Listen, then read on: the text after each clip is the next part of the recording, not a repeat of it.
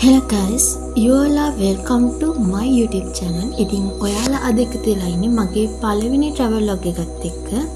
ඉතින් ඔයාලත් එක්ක මම මේ යන්න හදන්නේ නිහඬ අරණ meditation center එක හොයාගෙන. ඉතින් ඔයාලා මෙතන නවතින්න යනවා නම් ඔයාලට පුළුවන් කලින් ඒගොල්ලන්ට දැනුම් දීලා එන්න. එහෙම නැත්නම් ඔයාලට මෙහි ඇවිල්ලා බලලා යන්නත් පුළුවන්. කොහොම හරි මෙතෙන්ට යන්න නම් අපිට ගලා හන්දියෙන් වහින්න වෙනවා.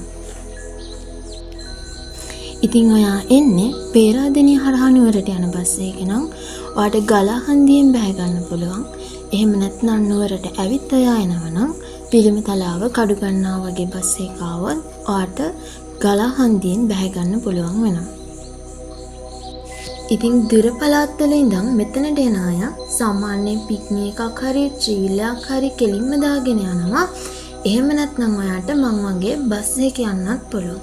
ඉතින් ඒකට ගලා හන්දියෙන් බැහැලා මහකන්ද දොළුව බස් නවත්තන බස් හෝල්ට් එකට එන්න වෙනවා.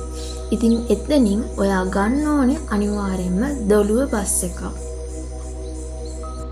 ඉතින් එතන ඉඳන් කිලෝමීටර් 12ක් විතර අපිට බස් එකේ යන්න තියෙනවා.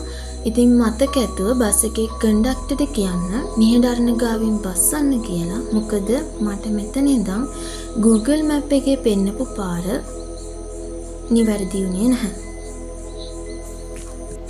ඉතින් බස් එකෙන් බැහැපු තැන ඉඳන් තව කිලෝමීටර් 2.5ක් විතර පයින් යන්න තියෙනවා.